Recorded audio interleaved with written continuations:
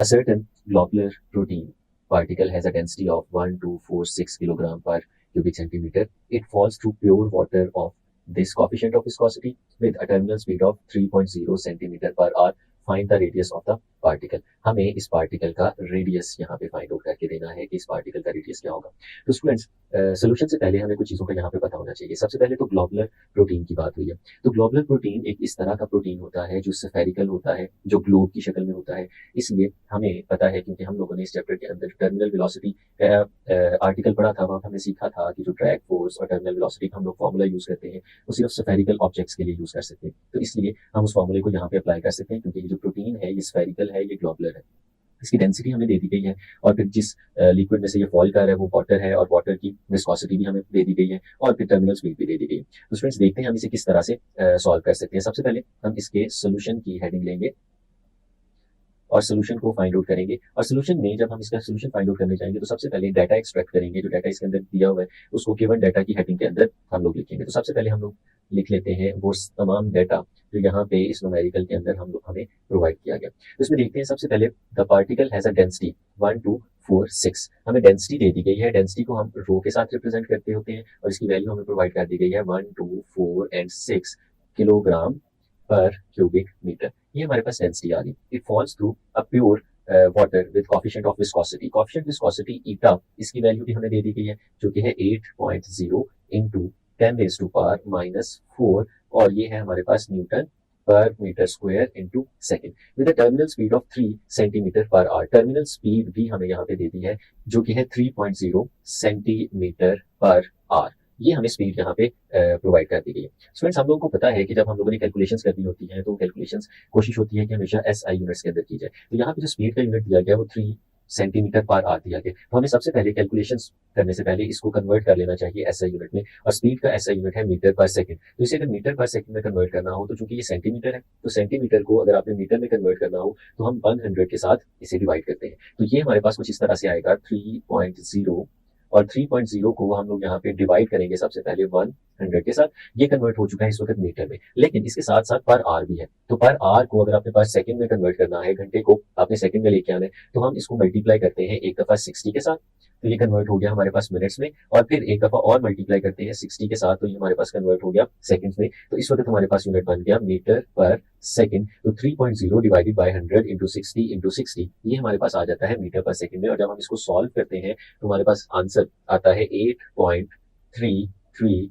Into 10⁻⁻6 metre per second. तो students, ये हमारे पास आगे टर्मिनल स्पीड, और ये टर्मिनल स्पीड हम लोगों ने कैलकुलेट कर ली एसआई यूनिट्स के अंदर। हम लोगों को फाइंड आउट क्या करना है, जब गिवन डाटा हम लोग लिख चुके हैं तो उसके बाद जो नेक्स्ट स्टेज हमारे पास यहाँ पे आती है वो स्टेज है लिखना कि हम लोग यहाँ पे क्या फाइंड आउट करने जा रहे हैं। तो स्टूडेंट्स, जो हम यहाँ पे फाइंड आउट करने जा रहे हैं उसको हम लिखते हैं टू फाइंड की हेडिंग के अंदर। तो जो फाइंड आउट करने जा रहे हैं उसने आपको बता दिया कि आपने रेडियस फाइंड आउट करना है यहाँ पे। तो हम लोग लिखते हैं रेडियस। रेडियस रिप्रेजेंट किया जाता है स्मॉल आर के साथ। ये हमें यहाँ पे फाइंड आउट करना है, और आगे चलते हैं कैलकुलेशंस की तरफ।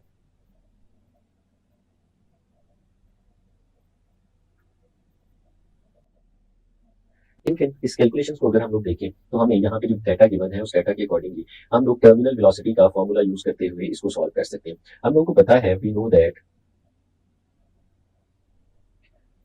हम लोगों ने इस चैप्टर के बिल्कुल स्टार्टिंग में ड्राइव किया था टर्मिनल वेलोसिटी का फॉर्मूला, जिसे हम लोगों ने वी के साथ रिप्रेजेंट किया था, और वी हमारे पास बराबर था 2g r² into row and, और ये पूरा जो फैक्टर था ये डिवाइड होता था 9 टाइम्स ईटा के साथ।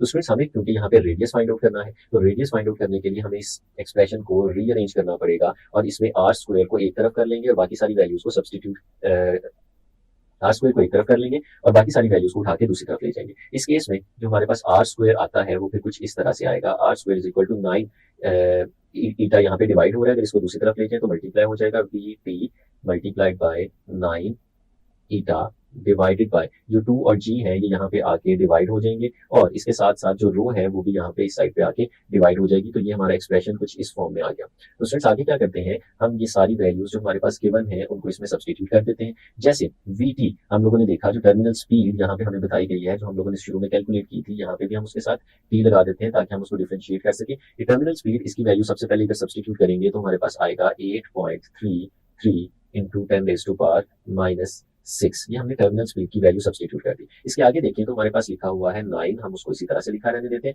और 9 के साथ हम देखते हैं कि ईटा लिखा हुआ है जिसकी वैल्यू भी यहाँ पे गिवन है, वो भी इस जगह पे हम सब्स्टिट्यूट कर देते हैं, जो कि है 8.0 इंटू 10⁻⁴।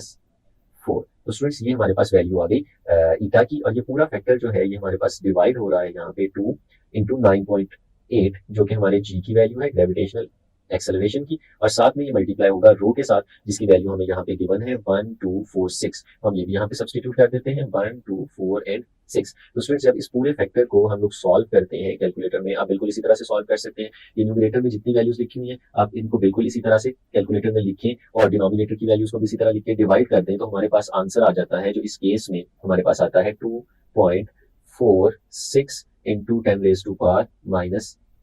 लेकिन स्टूडेंट्स ये जो आंसर इस वक्त हमारे पास आया है ये रेडियस का स्क्वायर है, हमें रेडियस का स्क्वायर नहीं फाइंड आउट करना, हमें रेडियस फाइंड आउट करना है। तो वो कैसे कर सकते हैं, आप इस एक्सप्रेशन के ऊपर स्क्वायर रूट ले लें। तो अगर आप इसका स्क्वायर रूट लेते हैं तो वो हमारे पास रेडियस आ जाता है और वो इक्वल आएगा कुछ इस तरह से 2.46 इंटू 10⁻⁻12, और इसका हमने स्क्वायर रूट ले लिया, और जो आंसर हमारे पास रेडियस का यहाँ पे बचता है वो रेडियस हमारे पास आ जाता है 1.567 इंटू 10⁻⁻6। और हमें पता है स्टूडेंट्स कि हम ये रेडियस एक लेंथ है और लेंथ को हम लोग मेजर करते हैं मीटर में, तो इसलिए स्टूडेंट्स हमारा जो यहाँ पे यूनिट आ जाएगा वो मीटर आ जाएगा 1.567 इंटू 10⁻⁻6 मीटर। स्टूडेंट्स अगर हम इसको राउंड ऑफ करते हैं अप टू 2 सिग्निफिकेंट फिगर्स, तो हमारे पास ये कुछ इस तरह से राउंड ऑफ हो जाता है r is equal to 1 point, क्योंकि हमें 2 सिग्निफिकेंट फिगर्स तक रहने, तो हम यहाँ 5 तक पॉइंट के बाद सिर्फ एक डिजिट तक रहेंगे और वो 5 है। और अगर इसे राउंड ऑफ करते हैं तो 6 को जब हम राउंड ऑफ करेंगे तो हमें यहाँ पे 5 के अंदर 1 ऐड करना पड़ेगा, तो 1.6 इंटू 10⁻⁻6 मीटर। तो स्टूडेंट्स ये हमारे पास यहाँ पे आंसर आ जाएगा, जिसमें हम लोगों ने रेडियस फाइंड आउट कर लिया अपने स्फेरिकल ग्लोबुलर प्रोटीन का, जो कि है 1.6 इंटू 10⁻⁻6 मीटर। तो चलिए स्टूडेंट्स चलते हैं अपने नेक्स्ट न्यूमेरिकल की तरफ। सेकंड न्यूमेरिकल चैप्टर नंबर 6 का स्टेटमेंट आपके सामने लिखी हुई है। वाटर फ्लोज थ्रू अ होस whose internal diameter is 1 centimeter at a speed of 1 meter per second. What should be the diameter of the nozzle if the water is to emerge at 21 meter per second? बड़ा interesting एक question हमारे पास, इसका solution हम लोग find out करते हैं, लेकिन उसके साथ मैं ये एक्सप्लेन करता हूँ ताकि हमें अच्छे से समझ आ जाए कि क्वेश्चन क्या पूछा जा रहा है। क्वेश्चन ये पूछा जा रहा है कि हमारे पास एक वाटर का होस है, एक पाइप है जिसमें से पानी वाटर फ्लो करते हुए आगे की तरफ जा रहा है। लेट्स कंसीडर कि ये हमारे पास वो पाइप है जिसमें से पानी फ्लो करते हुए आगे की तरफ जा रहा है। अगर इसकी क्रॉस सेक्शनल एरिया की बात करें तो स्टूडेंट्स ये हमारे पास इस पाइप का क्रॉस सेक्शनल एरिया है, और इसके अंदर जो वाटर है वो इस वक्त फ्लो कर रहा है 1 सेंटीमीटर पर सेकंड की स्पीड के साथ, और इसका इंटरनल डायमीटर भी हमें दे दिया गया। अब अगर आप देखिए तो उसने कहा कि वाटर जब इसमें से फ्लो कर रहा है तो उसकी स्पीड है 1 मीटर पर सेकंड, लेकिन जब वाटर इसमें से बाहर निकलता है तो उसकी स्पीड 21 मीटर पर सेकंड हो जाती है। यानी आपसे कहा यह जा रहा है कि इस तरह से बताएं कि जब इसमें से पानी बाहर निकल रहा हो तो उसकी स्पीड आपने 21 मीटर पर सेकंड करनी है, और ये कैसे की जा सकती है। हम लोगों ने स्टूडेंट्स इक्वेशन ऑफ कंटिन्यूटी में पढ़ा था कि जब एरिया को डिक्रीज कर दिया जाता है तो स्पीड इंक्रीज हो जाती है। तो इस केस में ये जो पाइप आपको नजर आ रहा है, अगर इस पाइप के आगे हम लोग एक नोजल लगा दें जो नोजल एरिया को डिक्रीज कर दे, तो जब ये एरिया डिक्रीज होगा तो वाटर जो इसमें से इमर्ज होगा उसकी स्पीड ज्यादा हो जाएगी। तो इस केस में अगर हम उस स्पीड को v2 का नाम दे दें तो वो 21 मीटर पर सेकंड है, जो स्पीड हमें यहाँ पे नजर आती है। तो इस नोजल की वजह से हमने वाटर की निकलने वाले वाटर की स्पीड को इंक्रीज कर दिया। तो अब हमें ये बताना है कि हमें इस नोजल के डायमीटर को यहाँ पे कितना रखना है कि हमारे बाहर निकलते हुए वाटर की जो स्पीड है वो 21 मीटर पर सेकंड तक पहुंच जाए। तो स्टूडेंट्स सोल्यूशन की तरफ चलते हैं और यहाँ पे डाटा लिखते हैं। सबसे पहले जो डाटा हमें गिवन है हम उसको लिखते हैं in the form of in the heading of given data. तो गिवन डाटा के अंदर हम वो डाटा सारा लिखते हैं जो यहाँ पे प्रोवाइड किया गया। सबसे पहले इंटरनल डायमीटर बता दिया गया हमारे पास, इंटरनल डायमीटर।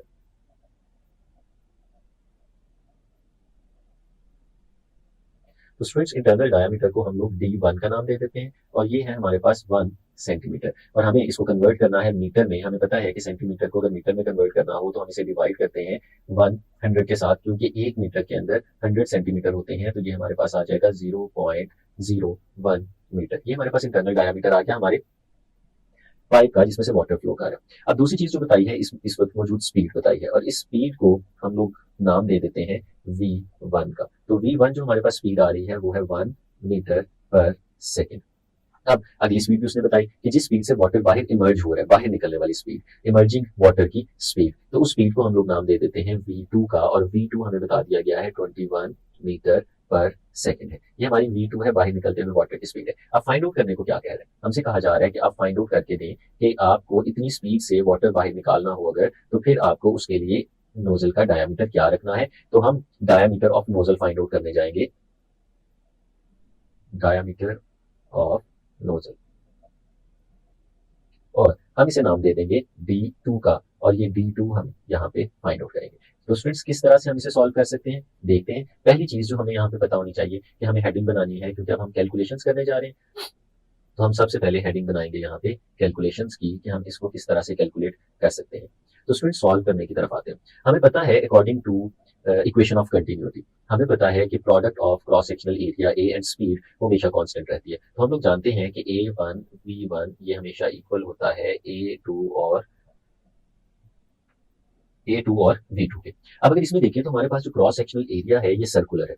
तो हमें ये भी पता है कि अगर सर्कुलर एरिया हो, आपने उसे फाइंड आउट करना हो, तो एरिया फाइंड आउट करने का हमारे पास जो फॉर्मूला होता है किसी भी सर्कल के एरिया का, तो वो फॉर्मूला होता है पाई आर स्क्वायर। तो यहाँ पे भी हम स्क्वायर इसी तरह से कर सकते हैं, इस एरिया की जगह इसका फॉर्मूला लगाते हैं। लेकिन एक और चीज भी है, हमें पता है कि ये क्वेश्चन हमारे पास डायामीटर की फॉर्म में पूछा गया, तो हम रेडियस की बजाय इसको कन्वर्ट करेंगे डायामीटर में। और हमें ये भी पता है कि हमारा जो रेडियस होता है वो रेडियस डायामीटर का हाफ होता है, यानी आर जो है वो D/2 के बराबर होता है। तो ये आर की वैल्यू अगर हम इस फॉर्मूले में सब्सटीट्यूट करते हैं तो स्टूडेंट्स हमें एरिया मिल जाता है, और वो एरिया क्या आता है, एरिया इज इक्वल टू पाई, और आर की जगह पे हम लोग अगर सब्सटीट्यूट करते हैं D/2 और फिर इसका स्क्वायर, तो ये हमारे पास आ जाता है पाई/4 B स्क्वायर। तो स्टूडेंट्स ये हमारे पास फॉर्मूला है किसी भी सर्कल का इन टर्म्स ऑफ डायामीटर। तो स्टूडेंट्स अगर इसको हम यहाँ पे सब्सटीट्यूट करते हैं तो A1 की जगह पे हम लोग लिख सकते हैं पाई/4 B1 स्क्वायर, और साथ में स्टूडेंट्स हमने B1 इसी तरह से लिख दिया। और दूसरी तरफ जो A2 लिखा हुआ है हम इसको भी इसी तरह से लिख सकते हैं पाई/4 B2 स्क्वायर, और साथ में इसके B2 लिखा हुआ आ जाएगा इस तरह से। अब स्टूडेंट्स अगर हम लोग देखें तो यहाँ पे लेफ्ट साइड पे भी पाई/4 लिखा हुआ है और राइट साइड पे भी पाई/4 लिखा हुआ है, हम इन दोनों को कैंसिल आउट कर देते हैं। तो बाकी जो हमारे पास यहाँ पे बचता है वो आएगा D1 square B1 is equal to D2 square, और साथ में हमारे पास आ गया B2। तो स्टूडेंट्स हमें जो यहाँ पे फाइंड आउट करना है वो नोजल का डायमीटर करना है, और नोजल के डायमीटर को हम लोगों ने D2 के साथ रिप्रेजेंट किया हुआ है। तो स्टूडेंट्स फिर हम इस इक्वेशन को थोड़ा सा रीअरेंज करके लिखते हैं। D2 स्क्वायर इसे हम एक तरफ लिख लेते हैं और बाकी सारी वैल्यूज हम दूसरी तरफ ले जाते हैं। यहाँ पे लिखा हुआ है आपके पास D1 स्क्वायर और साथ में लिखा हुआ है V1, और ये V2 जो यहाँ पे लिखा हुआ है अगर इसको उठा के दूसरी तरफ ले जाए तो ये डिनोमिनेटर में चला जाएगा और आपके पास कुछ इस तरह से V2 आ जाएगा। तो स्टूडेंट्स अब राइट साइड पे वो सारी ऐसी क्वांटिटीज मौजूद हैं जिनकी वैल्यूज हमें पता है, तो हम वो वैल्यूज यहाँ पे सब्सटीट्यूट कर देते हैं। तो D2 स्क्वायर स्टूडेंट्स हमारे पास कुछ इस तरह से आएगा कि सबसे पहले D1 की वैल्यू सब्सटीट्यूट करेंगे जो कि है 0.01, और साथ में स्टूडेंट्स आ गया इसका स्क्वायर, और ये मल्टीप्लाई हो रहा है V1 के साथ, और V1 की वैल्यू हमें पता है जो कि 1 है, हम वो सब्सटीट्यूट कर देते हैं। और फिर स्टूडेंट्स डिनोमिनेटर में V2 लिखा हुआ है और V2 की जो वैल्यू है हमारे पास वो है 21। तो स्टूडेंट्स जब हम इसको सॉल्व करते हैं तो हमारे पास D2 स्क्वायर की वैल्यू आ जाती है, और वो जो D2 स्क्वायर की वैल्यू यहाँ पे हमारे पास आएगी वो आ जाएगी कुछ इस तरह से 4.76 इंटू 10⁻⁻⁶। तो स्टूडेंट्स D2 स्क्वायर की वैल्यू आ गई, लेकिन हमें D2 की वैल्यू फाइंड आउट करनी है, तो उसके लिए हम लोग क्या करेंगे, हम इसका स्क्वायर रूट ले लेते हैं। तो जब स्क्वायर रूट लेंगे तो हमारे पास D2 कुछ इस तरह से आ जाएगा स्क्वायर रूट ऑफ 4.76 इंटू 10⁻⁻⁶।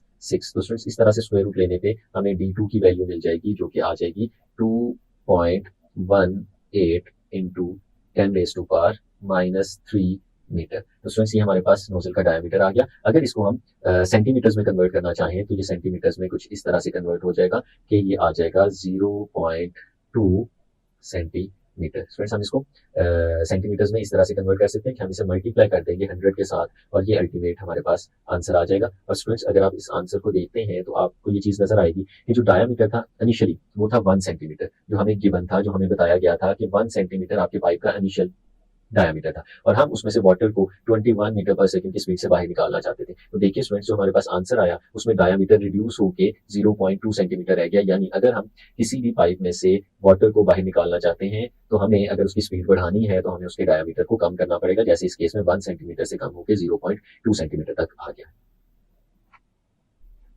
तो स्टूडेंट्स चलते हैं अपने नेक्स्ट न्यूमेरिकल की तरफ जो कि है 6.3। स्टेटमेंट आपके सामने लिखी हुई है, the pipe near the lower end of a large water storage tank develops a small leak. एक बहुत बड़ा वाटर का स्टोरेज टैंक है जिसके नीचे बॉटम के करीब एक स्मॉल लीक डेवलप हो जाता है। अब उस स्मॉल लीक की वजह से क्या होने वाला है वो देखते हैं। And a stream of water shoots from it, और उसमें से पानी बाहर निकलता है एक स्ट्रीम की शक्ल में। The top of the water in the tank is 15 metre above the point of the leak. जिस जगह पे लीक डेवलप हुआ है हमारे वाटर का टॉप जो है उससे 15 मीटर ऊपर है। With what speed does the water rush from the hole. जब पानी बाहर निकलेगा उस होल में से तो कितनी स्पीड के साथ बाहर निकलेगा, एक तो ये पूछा जा रहा है। और दूसरा पूछा जा रहा है if the hole has an area of 0.060 centimetre square, area आपको बता दिया गया होल का, how much water flows out in 1 second, तो 1 सेकंड में कितना पानी बाहर निकलेगा। तो स्टूडेंट्स इसके सोल्यूशन की तरफ चलते हैं।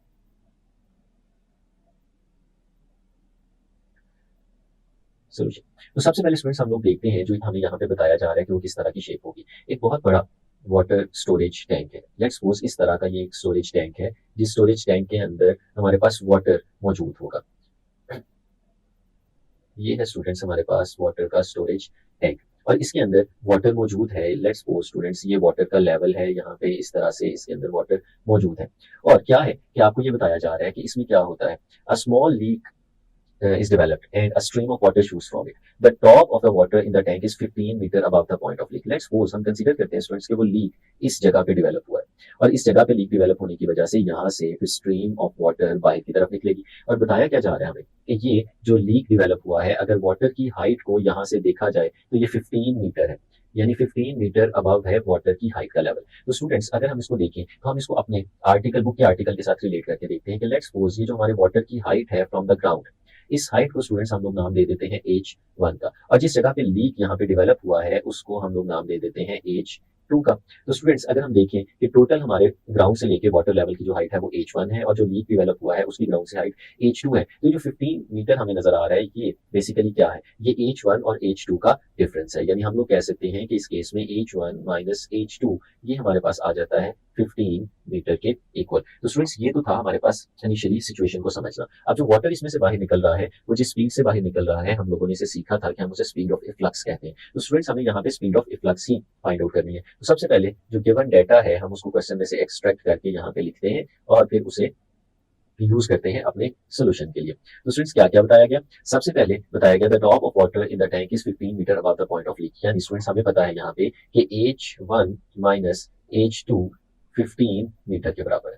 तो स्टूडेंट्स एक तो हमें ये पता चल गया। उसके बाद ये बताया गया if the hole has an area of 0.060 centimetre square. तो स्टूडेंट्स जो दूसरी चीज हमें बताई गई है वो एरिया ऑफ द होल बता दिया गया। वो जो एरिया ऑफ होल है वो है 0.060 सेंटीमीटर स्क्वायर। तो स्टूडेंट्स पहले तो हम इसे एस या आई यूनिट्स में कन्वर्ट कर लेंगे। हमें पता है कि 1 मीटर के अंदर 100 सेंटीमीटर होते हैं, तो अगर यहाँ पे भी हमें उसे सेंटीमीटर स्क्वायर को मीटर स्क्वायर में कन्वर्ट करना हो तो हमें इसको डिवाइड करना पड़ेगा 100 में। लेकिन स्टूडेंट्स यहाँ पे अगर हम लोग देखें तो सेंटीमीटर का स्क्वायर है, और हमें ये पता होना चाहिए कि अगर स्क्वायर यूनिट्स को कन्वर्ट कर रहे हो तो फिर हमें 2 दफा 2 टाइम्स उस फैक्टर को यूज करना पड़ता है। यानी इस केस में 0.060 जो हमारे पास आ रहा है इसको हम एक दफा अगर 100 पे डिवाइड करेंगे तो ये मीटर स्क्वायर नहीं बनेगा, बल्कि हमें इसे 2 दफा 100 के साथ डिवाइड करना पड़ेगा। फिर ये हमारे पास आंसर जो है वो मीटर स्क्वायर में आएगा, और ये हमारे पास कुछ इस तरह से बन जाएगा जब हम इसे 2 दफा डिवाइड करेंगे। 0.06 इंटू 10⁻⁻⁴ मीटर स्क्वायर। तो स्टूडेंट्स ये हमारे पास यहाँ पे आ गई वैल्यू एरिया की। तो ये दो चीजें स्टूडेंट्स हमें यहाँ पे गिवन थी जिनको हम लोगों ने इस्तेमाल करना है और आगे अपना सोल्यूशन फाइंड आउट करना है। अब क्या फाइंड आउट करना है यहाँ पे हमने, वो भी हम लोग लिख लेते हैं। ये सारी चीजें हम लोग करेंगे टू फाइंड, हमें फाइंड करना है यहाँ पे दो चीजें। एक, with what speed does the water rush from the hole, पानी किस स्पीड से बाहर निकलेगा। तो हम इसको नाम देते होते हैं स्टूडेंट्स स्पीड ऑफ इफ्लक्स। जिस स्पीड से वाटर बाहर निकलेगा वो स्पीड ऑफ इफ्लक्स कहलाएगी। हम इसे स्मॉल v के साथ रिप्रेजेंट करते हैं। तो स्टूडेंट्स एक हमें ये फाइंड आउट करना है। और दूसरी चीज क्या है, if the hole has an area of 0.060 centimetre square how much water flows out in 1 second, 1 second में कितना वाटर बाहर निकलेगा। यानी ये जो पूछ रहा है आपसे ये वॉल्यूम फ्लो पूछ रहा है या फ्लो रेट पूछ रहा है। तो हम उस फ्लो रेट को कुछ इस तरह से लिखा करते थे कि flow rate is equal to volume per unit time. तो स्टूडेंट्स ये दो चीजें हैं जो हमें यहाँ पे कैलकुलेट करनी है। तो हम चलते हैं आगे अपनी कैलकुलेशंस की तरफ और देखते हैं कि हम इसे किस तरह से कैलकुलेट कर सकते हैं। तो स्टूडेंट्स बहुत सिंपल सी इसकी कैलकुलेशन है। सबसे पहले जिस चीज का हमें पता होना चाहिए वो है हमारे पास टॉरिचेलिस थ्योरम। हम लोगों ने पढ़ा था, ड्राइव किया था एक फॉर्मूला टॉरिचेलिस थ्योरम के लिए।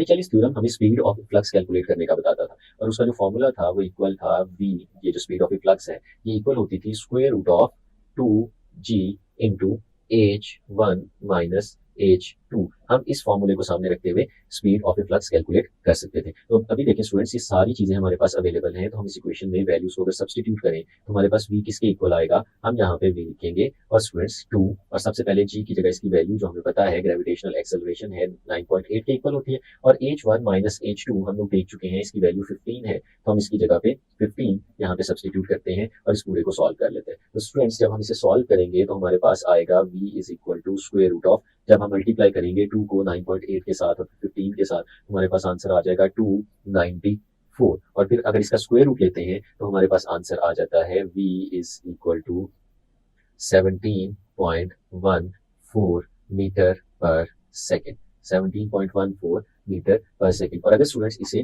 टू सिग्निफिकेंट फिगर्स तक राउंड ऑफ करते हैं हम लोग, तो हमारे पास जो स्पीड की वैल्यू यहाँ पे आती है वो अगर टू सिग्निफिकेंट फिगर्स तक राउंड ऑफ करेंगे तो हमें ड्रॉप करना होगा 4 को भी और 1 को भी, और हम लोग चैप्टर नंबर 1 में सीख चुके हैं कि अगर हम 4 को राउंड ऑफ ड्रॉप करेंगे तो 1 में कुछ भी ऐड नहीं होगा, और फिर अगर 1 को भी ड्रॉप करेंगे तो 7 में भी कुछ ऐड नहीं होगा, तो हमारे पास 17 आंसर आ जाएगा, और इसका यूनिट हमारे पास है मीटर पर सेकेंड। तो स्टूडेंट्स ये हम लोगों ने यहाँ पे कैलकुलेट कर ली हमारी स्पीड ऑफ ए फ्लक्स। ये वो स्पीड है जिस स्पीड से हमारा वाटर इमर्ज हो रहा होगा उस होल में से बाहर निकल रहा होगा, जो लीक एक डेवलप हुआ था उसका। तो स्टूडेंट्स एक और चीज भी आगे हमसे पूछी हुई है और वो है फ्लो रेट। अगर हम फ्लो रेट भी कैलकुलेट करना चाहें कि क्या फ्लो रेट है जिससे हमारा जो वाटर है वो बाहर निकल रहा है, तो हम लोग जानते हैं, हमने इक्वेशन ऑफ कंटिन्यूटी के अकॉर्डिंगली पढ़ा था कि हमारा जो फ्लो रेट है, वी नो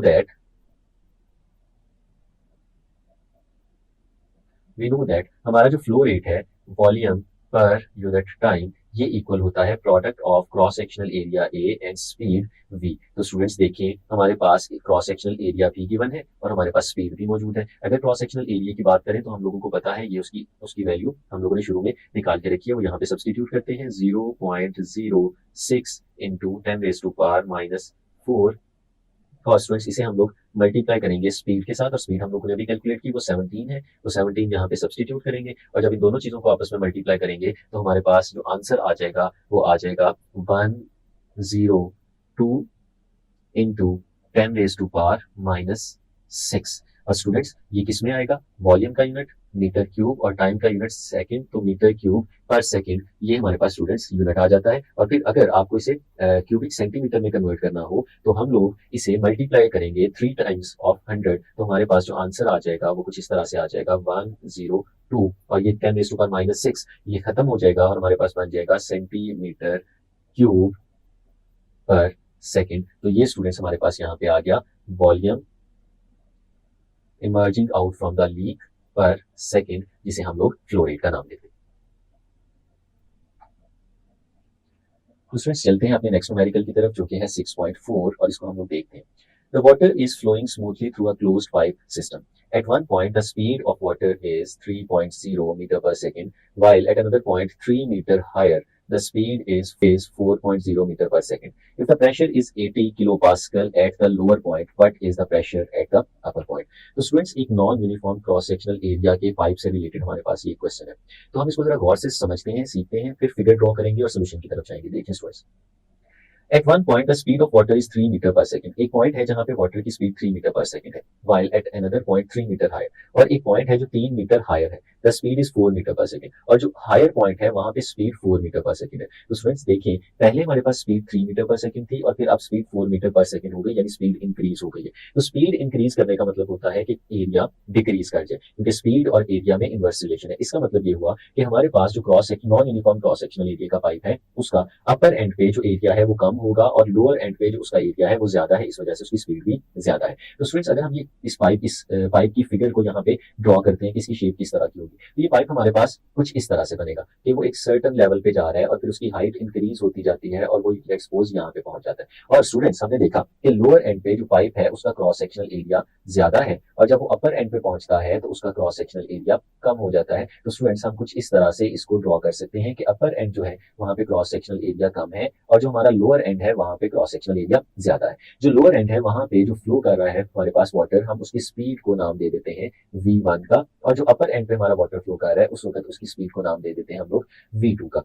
स्टूडेंट एक और चीज भी उसने बताई है कि जो अपर एंड है वो 3 मीटर हायर है लोअर एंड से। यानी अगर हम इनके हाइट के डिफरेंस की बात करें कि यहाँ से लेके यहाँ तक इन दोनों की हाइट्स के दरमियान जो डिफरेंस है वो कितना है। अगर लेट्स सपोज यहाँ पे कहीं पे ग्राउंड है, ग्राउंड लेवल है, और उस ग्राउंड लेवल से हमें इसकी हाइट को देखना है, तो स्टूडेंट्स हम लोग कुछ ऐसे भी कह सकते हैं कि अगर ये वाली हाइट हमारे पास जो लोअर एंड है, अगर हम इसकी हाइट की बात करें तो लेट्स सपोज स्टूडेंट्स इसकी हाइट ग्राउंड लेवल से H1 कंसीडर कर लेते हैं, और जो अपर पार्ट हमें नजर आ रहा है हम उसकी हाइट को यहाँ पे ग्राउंड लेवल से H2 कंसीडर कर लेते हैं। तो स्टूडेंट्स ये जो हमें नजर आ रही है हाइट लोअर और अपर के दरमियान वाली, इसको हम लोग H2 माइनस H1 कह सकते हैं। तो स्टूडेंट्स यहाँ पे हमें हाइट जो है उसका डिफरेंस बता दिया गया है H2 माइनस H1 जो कि 3 मीटर्स है। और फिर एक और चीज भी बताई, if the pressure is 80 kilo pascal at the lower point, जो लोअर पॉइंट है ये वाला, यहाँ पे जो प्रेशर है उसे हम लोग स्टूडेंट्स नाम दे देते हैं P1 का, और जो अपर पार्ट पे फ्लूइड का प्रेशर होगा उसे हम लोग नाम दे देते हैं P2 का। लोअर पार्ट वाला प्रेशर हमें बता दिया गया है, अपर पार्ट वाला प्रेशर हमें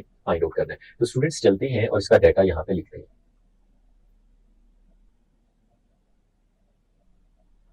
जो चीजें हमें यहाँ पे प्रोवाइड की गई हैं, जो स्टैट्स दिए गए हैं, हम उन्हें लिखते हैं। सबसे पहले स्टूडेंट्स हमें ये बता दिया गया है कि speed of water at lower and कितनी है। हमने स्टूडेंट्स उसे नाम दिया है V1 का, तो V1 हम यहाँ पे लिख देते हैं जो कि है 3 मीटर पर सेकेंड। और जो अपर एंड है वहां पे स्पीड भी हमें बता दी गई है, हम उसे नाम दे देते हैं V2 का, और जो V2 है स्टूडेंट्स वो है हमारे पास 4.0 मीटर पर सेकेंड। ये हमारे पास लोअर और अपर एंड पे स्पीड्स आ गई। अब इसके बाद जो डिफरेंस इन हाइट है वो भी हमें दे दिया गया है। जो डिफरेंस इन हाइट है वो है स्टूडेंट्स H2 माइनस H1, और ये H2 माइनस H1 जो है वो 3.0 मीटर इसके बराबर है। और स्टूडेंट्स हमें जो लोअर एंड है वहां पे प्रेशर भी बता दिया गया है, जिसे हम लोगों ने नाम दिया हुआ था P1 का, और वो है स्टूडेंट्स 80 किलो पास्कल।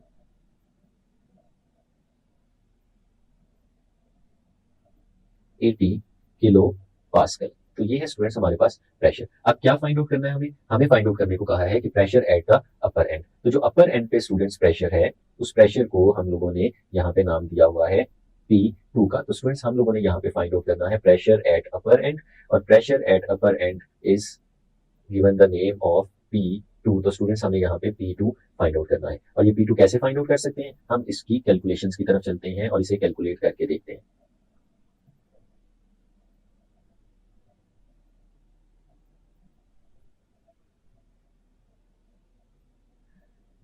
तो स्टूडेंट्स कैलकुलेशंस की तरफ चलते हैं। हम लोगों को पता है कि ये क्वेश्चन जो है ये रिलेट करता है हमारे आर्टिकल बर्नौलीज इक्वेशन के साथ, और बर्नौलीज इक्वेशन हम लोगों को पता है कि क्या होती है। वी नो दैट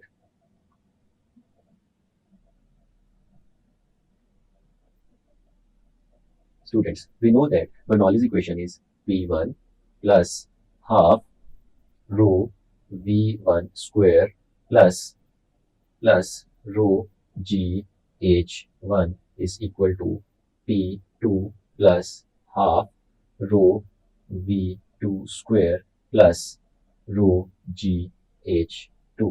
तो स्टूडेंट्स ये है हमारे पास बर्नौलीज इक्वेशन, और यहाँ पे हमें क्या फाइंड आउट करना है? हमें फाइंड आउट करना है pressure at the upper and, जिसे हम लोगों ने नाम दिया हुआ है P2 का। तो स्टूडेंट्स हम P2 को इक्वेशन के एक तरफ रहने देते हैं और बाकी सारी वैल्यूज को इक्वेशन के दूसरी तरफ ले जाते हैं। जैसे यहाँ पे प्रेशर लिखा हुआ है P1, मैं इसे इसी तरह से लिखा रहने देता हूँ। इसके साथ लिखा हुआ है हाफ रो V1 स्क्वायर। तो स्टूडेंट्स अगर हम इसकी राइट साइड पे देखें तो यहाँ पे हाफ रो V2 स्क्वायर लिखा हुआ है। हम इसे उठा के इक्वेशन के दूसरी तरफ ले जाते हैं तो ये माइनस हो जाएगा यहाँ पे आके, minus half rho V2 square. Students उसके बाद लेफ्ट साइड पे लिखा हुआ है रो GH1, और स्टूडेंट्स अगर हम राइट साइड पे देखें तो यहाँ पे रो GH2 लिखा हुआ है, तो हम इसे भी उठा के दूसरी तरफ ले जाते हैं तो ये माइनस रो GH2 आ जाएगा, और राइट साइड पे हमारे पास सिर्फ बच गया हमारा प्रेशर, जिसे हम लोगों ने नाम दिया हुआ है P2। और लेफ्ट साइड को अगर हम थोड़ा सा और सॉल्व करें, सिंप्लीफाई करें, तो हम लोग लिख सकते हैं P1 प्लस, अगर स्टूडेंट्स यहाँ पे देखें हाफ और रो, ये यहाँ पे कॉमन लिया जा सकता है दो टर्म्स में से, तो हाफ रो अगर हम कॉमन ले लें तो यहाँ पे बचता है V1 square minus V2 square. और स्टूडेंट्स इन दोनों में से अगर हम लोग देखें तो रो और G कॉमन लिया जा सकता है, और यहाँ पे बचेगा H1 माइनस H2, और ये सारे का सारा फैक्टर हमारे पास इक्वल आ जाएगा P2 के। तो स्टूडेंट्स अब अगर हम इसमें देखें तो ये सारी वैल्यूज तो हमारे पास मौजूद है, हम इन वैल्यूज को यहाँ पे सब्सटीट्यूट कर सकते हैं। सबसे पहले जो प्रेशर है यहाँ पे वो हमारे पास गिवन है 80 किलो पास्कल की फॉर्म में, लेकिन स्टूडेंट्स हमें अपने प्रेशर को किलो पास्कल में नहीं बल्कि पास्कल में लिखना है। तो पास्कल में लिखने के लिए इसे 1000 के साथ मल्टीप्लाई करेंगे तो हमारे पास जो प्रेशर बनेगा वो 80 इंटू 1000 यानी 80,000 पास्कल बन जाएगा, प्लस हाफ। और स्टूडेंट्स इसके बाद हमारे पास लिखा हुआ है रो डेंसिटी। अब देखिए स्टूडेंट्स, जो हमारे पास यहाँ पे फ्लूइड आपको बताया गया है वो फ्लूइड है वाटर, और हमें पता है जो वाटर होता है उसकी density 1000 kilogram per cubic metre होती है। तो स्टूडेंट्स ये आपने याद रखना है, ये डेंसिटी जरूरी नहीं है कि हमेशा आपको क्वेश्चन में दी जाए, आपको ये जुबानी याद रखनी है। तो हम इसकी वैल्यू यहाँ पे सब्सटीट्यूट करते हैं, इसकी वैल्यू आ जाएगी स्टूडेंट्स हमारे पास 1000, और फिर ब्रैकेट के अंदर हमारे पास V1 का स्क्वायर है और उसके बाद V2 का स्क्वायर है। जो V1 है हमारे पास वो हमें पता है 3.0, हम स्टूडेंट्स इसका स्क्वायर ले लेंगे और उसके बाद माइनस का साइन लगाएंगे, और फिर V2 जो है हमारे पास वो 4.0 है स्टूडेंट्स, हम इसका भी स्क्वायर ले लेंगे और फिर ये हमारी ब्रैकेट यहाँ पे क्लोज हो जाएगी। और प्लस उसके बाद स्टूडेंट्स रो लिखा हुआ है, ये फिर से वाटर की डेंसिटी है, तो हम इसकी जगह लिखेंगे 1000, और उसके बाद स्टूडेंट्स जी है जो कि 9.8 होता है ग्रेविटेशनल एक्सेलरेशन, हम इसकी जगह इसकी वैल्यू सब्सटीट्यूट करते हैं। और उसके बाद स्टूडेंट्स हमारे पास लिखा हुआ है H1 माइनस H2। अब स्टूडेंट्स ये बड़ी इंटरेस्टिंग चीज आपने यहाँ पे देखनी है कि यहाँ पे देखिए स्टूडेंट्स हमारे पास H1 माइनस H2 लिखा हुआ है,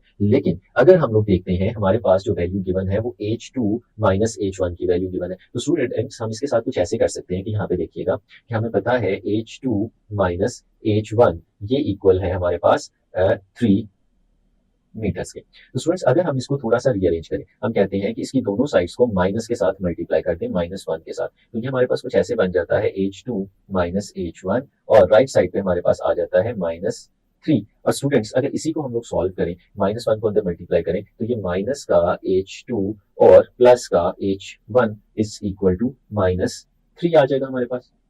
तो स्टूडेंट्स इसको ऐसे भी तो लिखा जा सकता है H1 माइनस H2, और ये स्टूडेंट्स इक्वल आ गया हमारे पास -3 के। तो स्टूडेंट्स फिर H1 माइनस H2 की अगर आपने वैल्यू यहाँ पे सब्सटीट्यूट करनी हो तो वो इक्वल आएगी -3 के। तो हम स्टूडेंट्स H1 माइनस H2 की वैल्यू यहाँ पे सब्सटीट्यूट करते हैं जो कि बन जाती है -3, और ये सारे का सारा हमारे पास इक्वल है प्रेशर के, जो कि हम लोगों ने P2 कहा हुआ है उसे।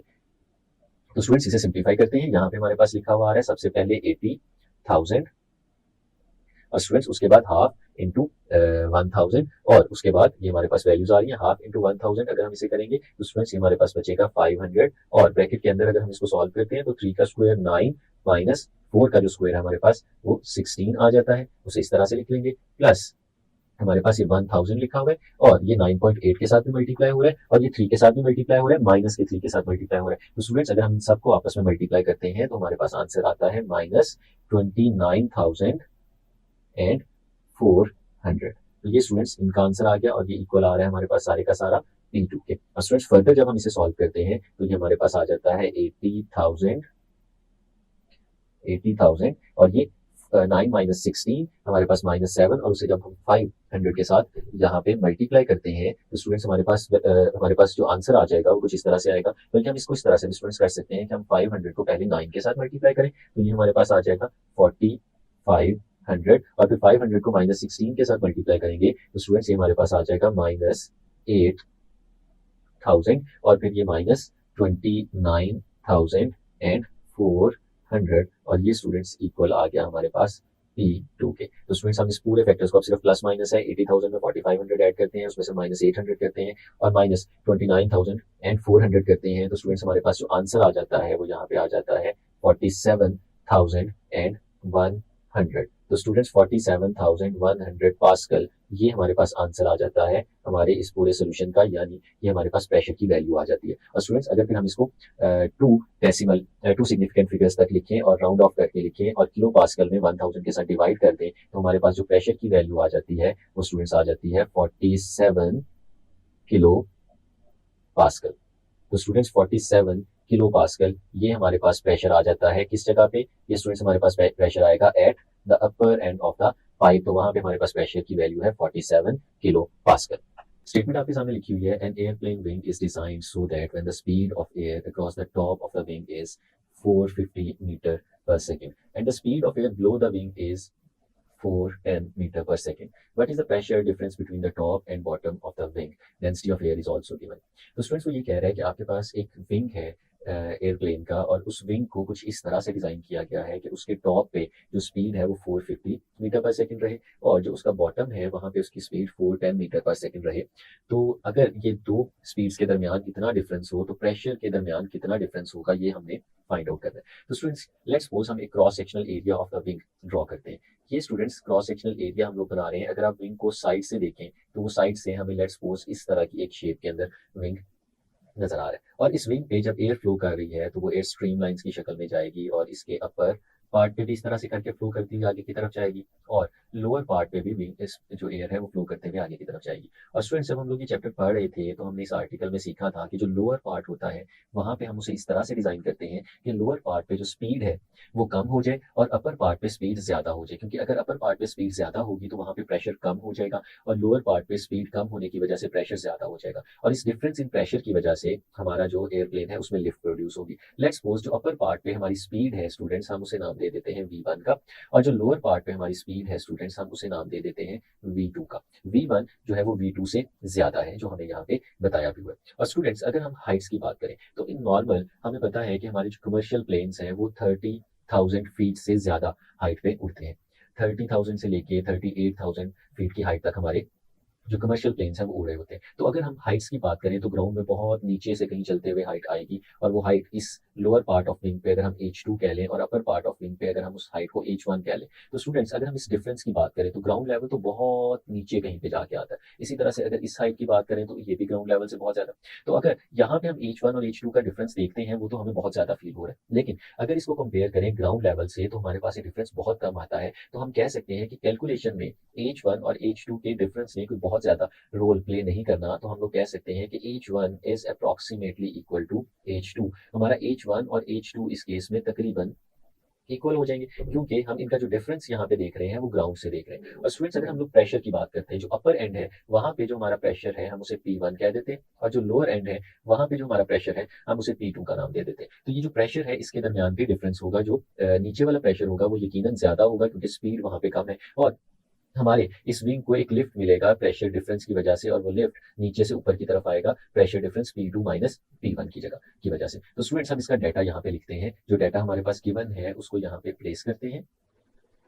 जो गिवन डाटा हमारे पास स्टूडेंट्स मौजूद है वो हम लोग यहाँ पे लिखते हैं, और वो डाटा क्या है, speed across the top of the wing is 450 metre per second. Students जो V1 है जो अपर पार्ट पे स्पीड है वो है 450 मीटर पर सेकेंड, ये अपर पार्ट पे स्पीड है। और जो लोअर पार्ट पे विंग की स्पीड है उसे हम लोगों ने स्टूडेंट्स नाम दिया है V2 का, और वो जो V2 है हमारे पास वो 410 मीटर पर सेकेंड है, ये स्पीड है लोअर पार्ट पे। तो स्टूडेंट्स दोनों स्पीड्स हमें दे दी गई और साथ में डेंसिटी ऑफ एयर हमें वो भी दे दी गई है जो 1.29 किलोग्राम पर क्यूबिक मीटर है। हम इसे भी यहाँ पे लिख लेते हैं, density of air is 1.29 kilogram per cubic metre. और स्टूडेंट्स एक हमने और भी अज्यूम किया कि दोनों हाइट्स जो है वो यहाँ पे अप्रोक्सीमेटली इक्वल है, तो हम लोग कह सकते हैं ये भी चीज यहाँ पे मेंशन कर सकते हैं कि H2 और H1 अप्रोक्सीमेटली यहाँ पे आपस में बराबर है, ये इक्वल है। तो स्टूडेंट्स अब हमें फाइंड आउट क्या करना है वो हम लोग यहाँ पे लिखते हैं। ये सारी कैलकुलेशंस जो हम लोगों ने करनी है वो हमें प्रेशर डिफरेंस को फाइंड आउट करने के लिए करनी है। अब स्टूडेंट्स हम लोग देखते हैं कि वो प्रेशर डिफरेंस नीचे से ऊपर की तरफ होने वाला है, तो स्टूडेंट्स फिर हमें जो फाइंड आउट यहाँ पे करना है वो बेसिकली करना है P2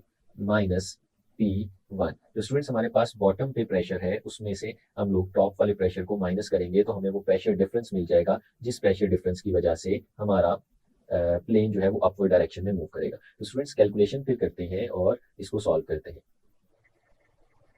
तो कैलकुलेशंस में स्टूडेंट्स ये हमारे पास जो क्वेश्चन है ये एक्सट्रैक्ट किया गया है बर्नौलीज इक्वेशन से। तो स्टूडेंट्स ये हमारे पास बर्नौलीज इक्वेशन की ही एक एप्लीकेशन है, हम उसको यहाँ पे लिखते हैं अकॉर्डिंग टू बर्नौलीज इक्वेशन। हमें इक्वेशन याद है जो हम यहाँ पे लिखते हैं कि सम होता है pressure P1 plus half rho V1 square plus rho GH1, ये स्टूडेंट्स इक्वल होता है P2 प्लस हाफ रो V2 स्क्वायर प्लस रो GH2। तो स्टूडेंट्स ये इसके इक्वल होता है। अगर हम लोग इस इक्वेशन को देखें तो स्टूडेंट्स हमें फाइंड आउट यहाँ पे करना है P2 माइनस P1। तो स्टूडेंट्स P2 माइनस P1 करने के लिए हम दोनों प्रेशर की वैल्यूज जो यहाँ पे लिखी हुई हैं, ये P2 और ये P1, इन दोनों को इक्वेशन के एक तरफ लिख देते हैं और बाकी सारी टर्म्स को उठा के दूसरी तरफ ले जाएंगे, तो हमारे पास स्टूडेंट्स P2 माइनस P1 आ जाएगा। लेकिन उससे पहले हम लोगों ने एक रिजल्ट देखा कि हमारे पास H1 और H2 आपस में इक्वल है। H1 is equal to H2। तो स्टूडेंट्स अगर H1 और H2 आपस में इक्वल हो तो रो जी H1 और रो जी H2 ये जो हमें फैक्टर्स नजर आ रहे हैं ये दोनों फैक्टर्स इक्वल होंगे। और अगर ये दोनों फैक्टर्स इक्वल हो तो स्टूडेंट्स हम इन दोनों को कैंसिल आउट कर सकते हैं लेफ्ट और राइट साइड से। तो अगर ये कैंसिल आउट हो जाए तो बाकी जो इक्वेशन हमारे पास बचती है ये कैंसिल आउट क्यों हुए स्टूडेंट्स, क्योंकि H1 और H2 दोनों आपस में इक्वल थे। तो हमारे पास जो इक्वेशन बचती है वो बचती है P1 plus half rho V1 square और ये इक्वल आ जाता है P2 प्लस हाफ रो V2 स्क्वायर। तो स्टूडेंट्स अगर हम इसको सॉल्व करें जिसमें प्रेशर्स को हम एक तरफ ले जाएं और बाकी सबको दूसरी तरफ ले जाएं तो लेफ्ट हैंड साइड पे लिखा हुआ है हमारे पास हाफ रो V1 स्क्वायर और इस ये जो दूसरी राइट हैंड साइड पे हमारे पास ये फैक्टर है अगर हम इसे उठा के इस तरफ ले आए तो ये माइनस हो जाएगा minus half rho V2 square और राइट हैंड साइड पे स्टूडेंट्स हमारे पास P2 पहले से पड़ा हुआ था और इस P1 को उठा के दूसरी तरफ ले जाते हैं तो ये माइनस का P1 हो जाएगा। अब अगर हम इसे थोड़ा सा रीअरेंज करके लिखें तो स्टूडेंट्स P2 माइनस P1 ये हमारे पास कुछ इस तरह से आएगा कि ये जो दोनों टर्म्स हैं इनमें से हाफ रो को अगर हम लोग कॉमन ले लें तो हमारे पास बचता है V1 square minus V2 square. तो स्टूडेंट्स बहुत सिंप्लीफाइड फॉर्म में हमारे पास एक्सप्रेशन आ गया। अब हम इसके अंदर अपनी वैल्यूज को सब्सटीट्यूट कर देते हैं 1/2 यानी हाफ और जो रो की वैल्यू है वो है हमारे पास 1.29 उसे यहाँ पे सब्सटीट्यूट करते हैं और फिर ब्रैकेट के अंदर V1 स्क्वायर है। V1 की वैल्यू है हमारे पास स्टूडेंट्स 450 और हम इसका स्क्वायर लेंगे और फिर माइनस करेंगे V2 जिसकी वैल्यू है 410। तो स्टूडेंट्स हम इसका भी स्क्वायर करेंगे और इस ब्रैकेट को क्लोज कर देंगे। तो स्टूडेंट्स बहुत सिंपल सा हमारे पास ये रिलेशन आ गया। इसको अगर हम लोग यहाँ पे फर्दर सॉल्व करते हैं तो स्टूडेंट्स जब 1.29 को हम लोग डिवाइड करेंगे 2 पे तो हमारे पास जो बचेगा वो आ जाएगा 0.645 और ब्रैकेट के अंदर 450 का जो स्क्वायर है अगर हम ये लेते हैं तो 20250 ये 450 का स्क्वायर माइनस 410 इसका स्क्वायर तो स्टूडेंट्स हमारे पास आ जाता है 168,100 और स्टूडेंट्स इनको माइनस करें और कैलकुलेटर पे हम लोग इसको एक ही स्टेप में सॉल्व कर सकते हैं और जब हम सॉल्व करेंगे तो हमारे पास P2 माइनस P1 की वैल्यू आ जाएगी जो कि है स्टूडेंट्स 22.188 इंटू 10⁻³ पास्कल। और स्टूडेंट्स अगर हमने इसको टू सिग्निफिकेंट फिगर्स में किलो पास्कल की फॉर्म में लिखना हो तो हम इसको 1000 पे डिवाइड करके P2 माइनस P1 हम इस तरह से लिख सकते हैं 22 किलो पास्कल। तो स्टूडेंट्स ये हमारे पास प्रेशर डिफरेंस आ गया और अगर हम इस प्रेशर डिफरेंस को देखते हैं तो ये बड़े इंटरेस्टिंग इन्फॉर्मेशन हमें दे रहा है कि अगर हमारे पास इस तरह से विंग डिजाइन किया गया हो कि उसके अपर पार्ट पे जो स्पीड है वो V1 यानी कि 450 मीटर पर सेकंड हो और लोअर पार्ट पे 410 मीटर पर सेकंड हो तो फिर एक प्रेशर डिफरेंस क्रिएट होगा जो कि 22 किलो पास्कल का प्रेशर डिफरेंस होगा और इस प्रेशर डिफरेंस से हमारे प्लेन को अपवर्ड डायरेक्शन में एक लिफ्ट मिलेगा। तो स्टूडेंट्स चलते हैं अपने नेक्स्ट क्वेश्चन की तरफ। 6.6 न्यूमेरिकल स्टेटमेंट स्टूडेंट्स आपके सामने लिखी है the radius of aorta is about 1.0 centimetre the blood flowing through it has a speed of about 30 centimetre per second. Students हमारे पास एओर्टा है जिसका जो रेडियस है वो हमें गिवन है 1 सेंटीमीटर के करीब है और उसमें से जो ब्लड फ्लो कर रहा है उसकी स्पीड 30 सेंटीमीटर पर सेकंड है। तो स्टूडेंट्स एओर्टा क्या होता है ये हमें पता है, ये वो मेन आर्टरी है जो हमारे ब्लड को कैरी करती है हमारे हार्ट में से और पूरी बॉडी को सप्लाई करती है। तो ये ट्यूब की फॉर्म में होगी और इसका जो क्रॉस सेक्शनल एरिया होगा वो सर्कुलर फॉर्म में होगा। तो ये चीज हमें पता होनी चाहिए। Calculate the average speed of blood in capillaries using the fact that although each capillary has a diameter of about 8 into 10 raised to power minus 4 centimeter, there are literally millions of them so that the total cross-sectional area is about 20,000 centimeter square. तो students इस तरह से हमारे पास एक main artery है जो heart में से ब्लड को कैरी करके लेके आ रही है, लेकिन जब ये आगे आती है तो ये मिलियंस ऑफ डिफरेंट आर्टरीज के अंदर डिवाइड हो जाती है और ये ब्लड जो है वो इन सब के अंदर डिस्ट्रीब्यूट हो जाता है। अब क्वेश्चन ये पूछा जा रहा है कि जब हमारे पास यहाँ से ब्लड आ रहा था तो यहाँ से आते हुए ब्लड की जो स्पीड थी वो तकरीबन 30 सेंटीमीटर पर सेकेंड थी और अगर इन सारी छोटी छोटी आर्टरीज को हम लोग कंबाइन करें, इन सारी कैपिलरीज का टोटल एरिया देखें तो वो एरिया बन जाता है 2000 सेंटीमीटर स्क्वायर। तो फिर हम लोगों को यहाँ पे बतानी है कि इन सब में फ्लो करते हुए ब्लड की एवरेज स्पीड क्या होगी। तो स्टूडेंट्स हम इसके सोल्यूशन की तरफ जाते हैं। सबसे पहले तो स्टूडेंट्स हम डेटा यहाँ पे लिखते हैं जो हमें क्वेश्चन में प्रोवाइड किया गया है।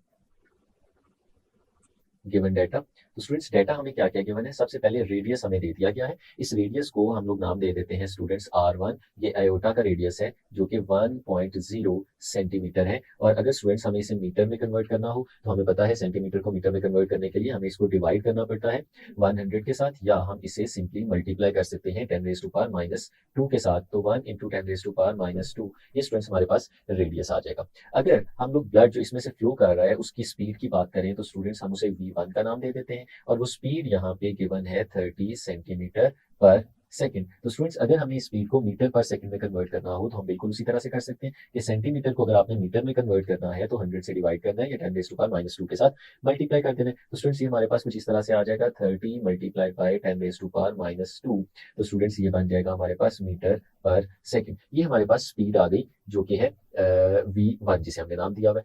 और दूसरी चीज जो स्टूडेंट्स आखिर में बताई कि टोटल क्रॉस सेक्शनल एरिया सारी कैपिलरीज का, तो उससे हम लोगों ने नाम दिया A2। और स्टूडेंट्स वो जो A2 है वो हमारे पास बराबर है 2000 सेंटीमीटर स्क्वायर। ये 2000 सेंटीमीटर स्क्वायर है, और अगर स्टूडेंट्स इसे भी हम लोगों ने मीटर स्क्वायर में कन्वर्ट करना हो तो 2000 को हम लोग यहाँ पे मल्टीप्लाई करेंगे 2 टाइम्स 10⁻² से, यानी ये हमारे पास बन जाएगा 10⁻⁻4 मीटर स्क्वायर। या स्टूडेंट्स हम इसे इस तरह से भी लिख सकते हैं 0.2 मीटर स्क्वायर। ये स्टूडेंट्स हमारे पास एरिया आ जाएगा यहाँ पे। और स्टूडेंट्स हम इसको यूज करके अपने सोल्यूशन की तरफ जाते हैं। पहली चीज जो स्टूडेंट्स हमें यहाँ पे पता होनी चाहिए कि हमें हमेशा जब क्वेश्चन को सॉल्व करना है तो हम वहाँ पे किस चीज को फाइंड आउट करने जा रहे हैं वो भी लाजमी लिखते हैं। तो हम बेटा एक और हेडिंग बनाएंगे जिसके अंदर हम लोग लिखेंगे क्या हम फाइंड आउट करने जा रहे हैं, जिसे हम लोग कहते हैं टू फाइंड।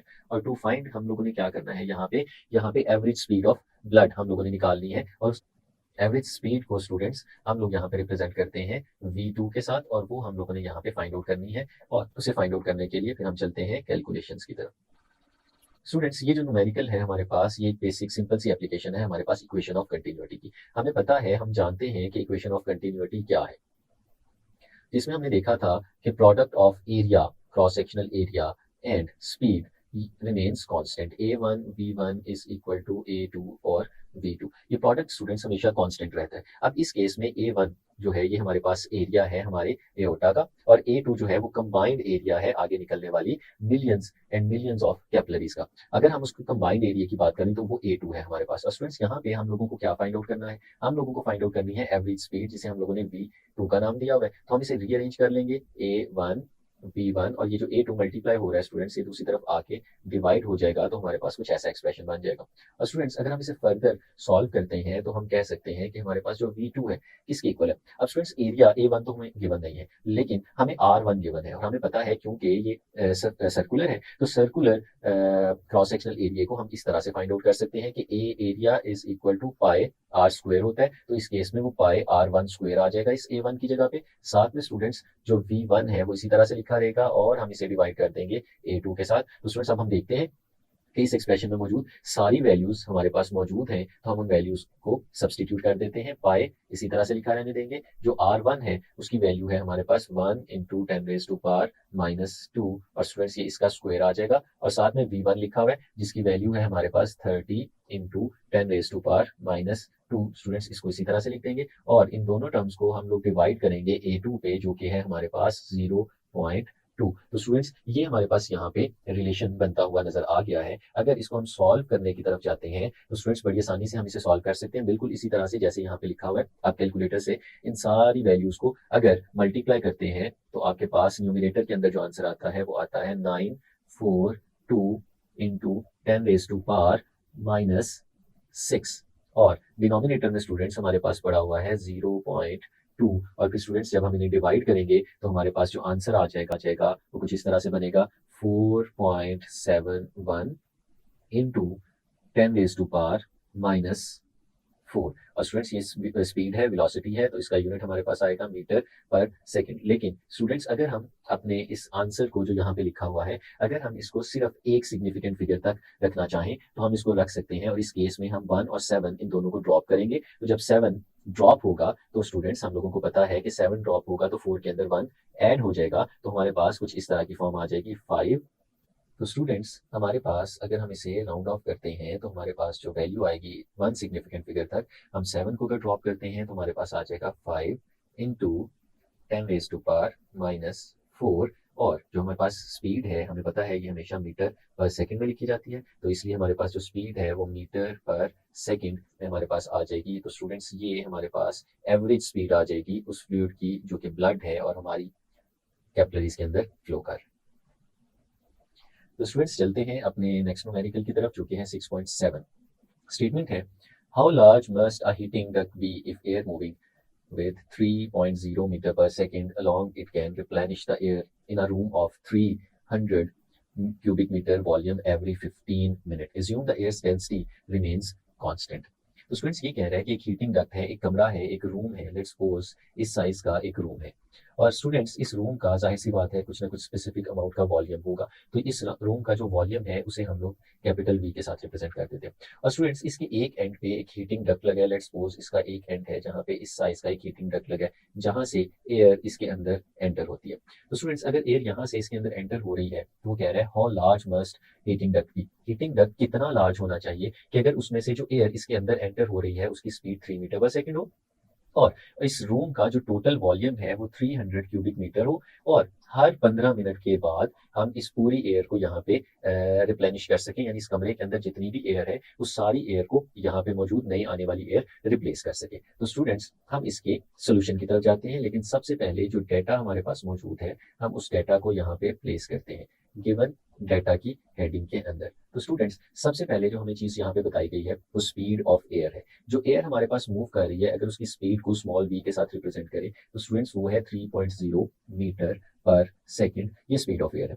और वो जिस रूम में जा रही है उस रूम का वॉल्यूम भी हमें दे दिया गया है, उस वॉल्यूम को हम लोग कैपिटल वी के साथ रिप्रेजेंट करते हैं जो कि 300 क्यूबिक मीटर के बराबर है। और जो टाइम लग रहा है इसको कंप्लीटली फिल करने में वो है स्टूडेंट्स 15 मिनट, और हमें पता है कि हम मिनट्स में तो अपनी कैलकुलेशंस नहीं कर सकते, हमें इसको कन्वर्ट करना है सेकंड्स में। तो मिनट्स को सेकंड्स में किस तरह से कन्वर्ट किया जा सकता है, हमें पता है कि एक मिनट में 60 सेकंड्स होते हैं, इसलिए हम इसे 60 के साथ मल्टीप्लाई कर देंगे और ये हमारे पास स्टूडेंट्स आंसर आ जाएगा 900 सेकंड्स। यानी 900 सेकंड में हमने कंप्लीट रूम में मौजूद सारी एयर को रिप्लेनिश करना है। तो स्टूडेंट्स इसके डेटा को तो हम लोगों ने लिख लिया, अब आगे चलते हैं और क्या हमें फाइंड आउट करना है वो हम यहाँ पे लिखते हैं। तो स्टूडेंट्स पूछा ये गया है कि how large must a heating duct be, यानी इसके अंदर जो एंटर होने के लिए एयर के एंट्रेंस के लिए हमने हीटिंग डक्ट बनाया हुआ है उस हीटिंग डक्ट का साइज क्या होना चाहिए, और उस साइज को हम लोग इन टर्म्स ऑफ रेडियस यहाँ पे फाइंड आउट करेंगे। साइज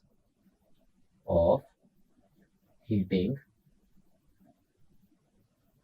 डक्ट, हमें size of heating duct find out करना है और हम उसको इन टर्म्स ऑफ रेडियस देख रहे हैं कि हमारे हीटिंग डक्ट का रेडियस क्या होगा। तो स्टूडेंट्स चलते हैं और इसकी कैलकुलेशंस को देखते हैं।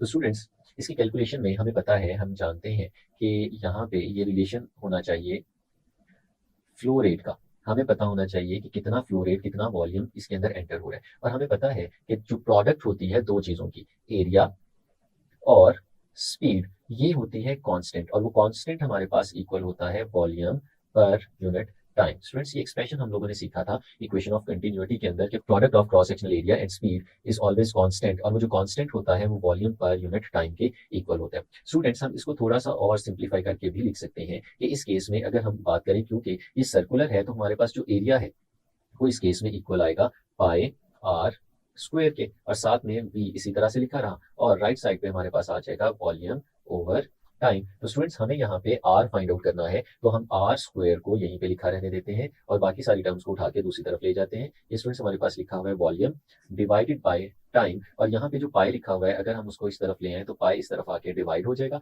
और साथ में जो v लिखा हुआ है जो कि स्पीड है वो भी यहाँ पे आके डिवाइड हो जाएगी और r वहां पे पड़ा रहेगा। तो स्टूडेंट्स अभी सारी वैल्यूज हमारे पास मौजूद है, इनको सब्सटीट्यूट करते हैं। वॉल्यूम हमारे पास है 300, टाइम जो हमारे पास मौजूद है वो है 900 सेकेंड्स, साथ में स्टूडेंट्स पाई है, हमें कैलकुलेटर में डायरेक्ट इसकी वैल्यू मिल जाएगी जो कि 3.14 के इक्वल होती है, और साथ में स्पीड है यहाँ पे लिखी हुई, जो स्पीड है स्टूडेंट्स ये भी गिवन है जो कि 3.0 इसके बराबर है। तो अगर हम इस पूरे एक्सप्रेशन को यहाँ पे सॉल्व करते हैं तो स्टूडेंट्स हमारे पास आर स्क्वायर की वैल्यू आ जाती है जो कि हमारे पास आती है 0.0354, लेकिन स्टूडेंट्स हमें आर स्क्वायर नहीं चाहिए बल्कि हमें आर की वैल्यू फाइंड आउट करनी है, तो हम फिर इसका स्क्वायर रूट ले लेते हैं। तो R is equal to square root of 0.035 और 4 और फिर जब इसका स्क्वायर रूट लेंगे तो स्टूडेंट्स हमें r की वैल्यू मिल जाएगी जो कि आ जाएगी 0.188 और स्टूडेंट्स ये आ जाएगा मीटर्स के अंदर। और अगर इसको थोड़ा राउंड ऑफ करते हैं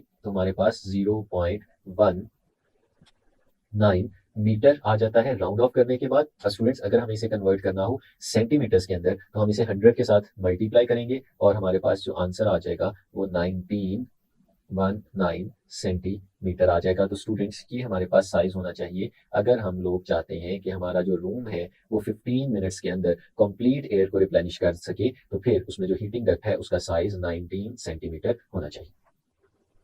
तो स्टूडेंट्स चलते हैं अपने नेक्स्ट न्यूमेरिकल की तरफ जो कि है 6.8। स्टेटमेंट है an airplane design calls for a lift due to the net force of the moving air on the wing of about 100 Newton per meter square of wing area. Assume that air flows past the wing of an aircraft with streamline flow. If the speed of the flow past the lower wing surface is 160 meter per second, what is the required speed over the upper surface to give a lift of 1000 Newton per meter square? तो students चलते हैं अपने next numerical की तरफ जो कि है 6.8। Statement है an airplane design calls for a lift due to the net force of moving air on the wing of about 1000 Newton per meter square of wing area. Assume that air flows past the wing of an aircraft with streamline flow. If the speed of the flow past the lower wing surface is 160 meter per second, what is the required speed over the upper surface to give a lift of 1000 Newton per meter square? The density of air is 1.29 kilogram per cubic meter and assume maximum thickness of wing to be 1 metre. तो students ये हमें उस एक question दिया जा रहा है Bernoulli's equation की एप्लीकेशन में से ही कि लेट्स सपोज हमारे पास स्टूडेंट्स एक विंग है जिसका क्रॉस सेक्शनल एरिया आपको दिखाते हैं, उसका साइड व्यू स्टूडेंट्स ये आपके सामने विंग का मैं बना के दिखा रहा हूँ। इस तरह का एक विंग है, अगर हम साइड से देखें तो हमें कुछ इस तरह का फील होता है। अब इस विंग पे जब एयर फ्लो करती है तो हमें पता है हमें इस तरह का डिजाइन बनाया जाता है कि एयर इसके अपर पार्ट से स्ट्रीम लाइंस की फॉर्म में आगे की तरफ जाए और जो अपर पार्ट है वहां पे स्ट्रीम लाइंस एक दूसरे के करीब करीब हों, और अगर लोअर पार्ट पे देखें तो वो स्ट्रीम लाइंस एक दूसरे से खास फासले पे मौजूद हों। यानी अपर पार्ट पे जो स्पीड हो आपकी एयर की, अगर लेट्स सपोज उस स्पीड को हम v1 का नाम देते हैं और जो लोअर पार्ट पे स्पीड है उसे v2 का नाम देते हैं, तो अपर पार्ट की स्पीड ज्यादा हो और लोअर पार्ट पे जो स्पीड है वो कम हो। इसका एडवांटेज ये होगा कि अपर पार्ट पे अगर प्रेशर P1 और लोअर पार्ट पे जो प्रेशर है अगर वो P2 हो तो लोअर पार्ट का प्रेशर अपर पार्ट के प्रेशर से ज्यादा हो जाएगा और हमारी जो विंग है उसको एक लिफ्ट एक्सपीरियंस होगी और वो लिफ्ट जो है वो अपवर्ड डायरेक्शन में कुछ इस तरह से मिल रही होगी जो कि इन दोनों प्रेशर के डिफरेंस की वजह से मिल रही होगी। तो स्टूडेंट्स यही पूछा जा रहा है कि अगर आपके एक पार्ट पे स्पीड बता दी जाए तो आप दूसरे पार्ट पे स्पीड को बताएं। तो स्टूडेंट्स हम डाटा यहाँ पे लिखते हैं। सबसे पहले जो डाटा गिवन है उसको हम लोग यहाँ पे एक्सट्रैक्ट करके लिखते हैं। तो स्टूडेंट्स जो डाटा गिवन है हमारे पास वो ये बताया गया है कि सबसे पहले जो प्रेशर डिफरेंस है वो कितना है। तो स्टूडेंट्स अगर हम लोग यहाँ पे देखते हैं तो लोअर पार्ट पे प्रेशर ज्यादा होना चाहिए और अपर पार्ट पे प्रेशर कम होना चाहिए, इसलिए जो प्रेशर डिफरेंस है वो P2 माइनस P1 के बराबर होना चाहिए। तो स्टूडेंट्स जो प्रेशर डिफरेंस हमें यहाँ पे रिक्वायर्ड है वो है students 1000 Newton per metre square. Students ये प्रेशर डिफरेंस बता दिया गया। उसके बाद क्या बताया जा रहा है, Assume that air flows past the wing of an aircraft with streamline flow. Flow जो है स्टूडेंट्स हमारा वो streamline है। If the speed of flow past the lower wing surface is 160 metre per second, जो लोअर है part वहां पे जो स्पीड है वो 160 मीटर पर सेकंड है, यानी स्टूडेंट्स हमें v2 की वैल्यू बता दी गई जो कि 160 मीटर पर सेकंड है। और स्टूडेंट्स साथ में what is the required speed over the upper surface to give a lift of 1000। Density of air is also given. Rho की वैल्यू भी स्टूडेंट्स हमें बता दी गई है जो कि 1.29 किलोग्राम पर क्यूबिक मीटर है। Assume that maximum thickness of wing to be 1 metre. और स्टूडेंट्स हमारे विंग की जो मैक्सिमम थिकनेस है यानी जो हाइट्स का डिफरेंस है नीचे लोअर पार्ट और अपर पार्ट पे जो हमारे विंग की हाइट का डिफरेंस है स्टूडेंट्स वो भी हमें बता दिया गया है। और वो डिफरेंस अगर हम हाइट्स की फॉर्म में लिखें तो स्टूडेंट्स कुछ ऐसे देख सकते हैं, ये जो लोअर पार्ट है हमारे विंग का यहाँ की जो हाइट है और जो अपर पार्ट की जो हमारे पास हाइट है इन दोनों में डिफरेंस बताया गया। अपर पार्ट की हाइट को अगर हम स्टूडेंट्स h1 कहें और लोअर पार्ट की हाइट को हमें h2 कहें तो इन दोनों के दरमियान जो डिफरेंस है हम उसे h1 माइनस h2 का नाम दे सकते हैं। ये स्टूडेंट्स हमारे पास डिफरेंस आएगा h1 माइनस h2 और ये बताया गया है स्टूडेंट्स की ये 1 मीटर है, ये थिकनेस है हमारे पास। तो हम लोग स्टूडेंट्स इसको भी यहाँ पे लिख सकते हैं कि h1 माइनस h2, तो स्टूडेंट्स ये है हमारे पास 1 मीटर के इक्वल। तो स्टूडेंट्स क्या पूछा गया हमसे, पूछा गया what is the required speed over the upper surface. Upper surface पे जो स्पीड है स्टूडेंट्स वो हम लोगों ने फाइंड आउट करनी है। तो यहाँ पे हम लोग हेडिंग बनाते हैं टू फाइंड क्या फाइंड आउट करने जा रहे हैं हम लोग? तो स्टूडेंट्स हम लोग फाइंड आउट करने जा रहे हैं स्पीड, जो कि अपर एंड पे मौजूद है, और स्टूडेंट्स हमने उसे नाम दिया हुआ है v1 का। तो स्टूडेंट्स हमें यहाँ पे v1 फाइंड आउट करना है। तो अब देखते हैं कि स्टूडेंट्स हम उस v1 को किस तरह से फाइंड आउट कर सकते हैं। कैलकुलेशंस में स्टूडेंट्स हमें पता है कि ये बेसिक एप्लीकेशन है बर्नौलीज इक्वेशन की। तो स्टूडेंट्स हम बर्नौलीज इक्वेशन यहाँ पे लिखते हैं p1 plus half rho v1 square plus rho gh1। Students ये इक्वल होता है p2 प्लस हाफ रो v2 स्क्वायर प्लस रो gh2। तो स्टूडेंट्स ये हमारे पास कुछ इस फॉर्म में इक्वेशन बन जाती है। अब स्टूडेंट्स हमें जो यहाँ पे फाइंड आउट करना है वो v1 की वैल्यू को फाइंड आउट करना है। तो फिर इसका मतलब है कि v1 को हम इस पूरी इक्वेशन में एक तरफ रहने देंगे, और बाकी जो सारी टर्म्स हैं हम उन्हें उठा के इक्वालिटी के दूसरी तरफ ले जाएंगे, और इससे हम लोग फाइंड आउट कर सकेंगे हमारे v1 की वैल्यू। तो स्टूडेंट्स इसी तरह से करते हैं। सबसे पहले अगर हम लोग देखते हैं तो इस केस में हमारे पास एक जो एक्सप्रेशन है जहां पे v1 लिखा हुआ है वो ये वाला एक्सप्रेशन है। तो स्टूडेंट्स इस एक्सप्रेशन को हम इक्वेशन के लेफ्ट हैंड साइड पे ही रहने देंगे, और बाकी सारी वैल्यूज को हम उठा के दूसरी तरफ ले जाएंगे। तो स्टूडेंट्स यहाँ पे हमारे पास बचेगा हाफ रो v1 स्क्वायर। इसे स्टूडेंट्स हम लोगों ने यहाँ पे रहने दिया, और बाकी सारी टर्म्स को उठा के दूसरी तरफ लेके जा रहे हैं। स्टूडेंट्स पहले लिखा हुआ है वहां पे p2, और ये जो p1 हमारा लेफ्ट साइड पे मौजूद था हम इसे राइट साइड पे ले जाते हैं, तो p2 माइनस p1। स्टूडेंट्स ये बच जाता है हमारे पास। उसके बाद हमारे पास लिखा हुआ है हाफ रो v2 स्क्वायर। तो स्टूडेंट्स इसे ऐसे ही लिखा रहने देते हैं। उसके बाद लिखा हुआ है स्टूडेंट्स हमारे पास रो gh2। तो स्टूडेंट्स ये रो gh2 यहाँ पे लिखा हुआ है, अगर हम इसको उठा के इस तरफ ले आए तो स्टूडेंट्स हमारे पास आ जाएगा माइनस रो gh1।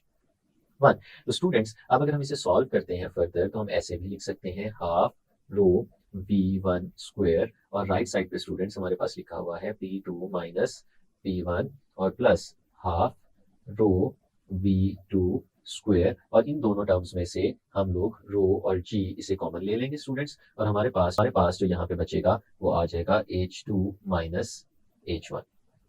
तो स्टूडेंट्स यकीनन आपको यहाँ तक इसकी समझ आ गई होगी। अब अगर हम लेफ्ट साइड पे देखते हैं तो स्टूडेंट्स एक और चीज भी हमारे पास मौजूद है, और वो है स्टूडेंट्स ये 1/2 और साथ में रो, हम इन्हें भी दूसरी तरफ लेके जाएंगे। तो हमारे पास स्टूडेंट्स v1 स्क्वायर कुछ इस फॉर्म में बचेगा कि 2 जो यहाँ पे डिवाइड हो रहा है हम इसको दूसरी तरफ ले जाएंगे तो ये मल्टीप्लाई हो जाएगा, और जो स्टूडेंट्स रो यहाँ पे मल्टीप्लाई हो रहा है अगर इसको दूसरी तरफ लेके जाएंगे तो ये डिवाइड हो जाएगा, और फिर बाकी सारी टर्म्स इसी तरह से लिखी रहेंगी p2 minus p1 plus half रो v2 स्क्वायर। और स्टूडेंट्स हम देखते हैं कि हमारे पास जो गिवन है वो h1 माइनस h2 है, तो अगर हम यहाँ से माइनस कॉमन ले लें और उसे बाहर लिख दें तो माइनस रो g बचेगा, और जो h2 था ये प्लस का था ये माइनस में चला जाएगा, और h1 माइनस का था ये प्लस में चला जाएगा, और हमारे पास h1 माइनस h2 की वैल्यू यहाँ पे आ जाएगी।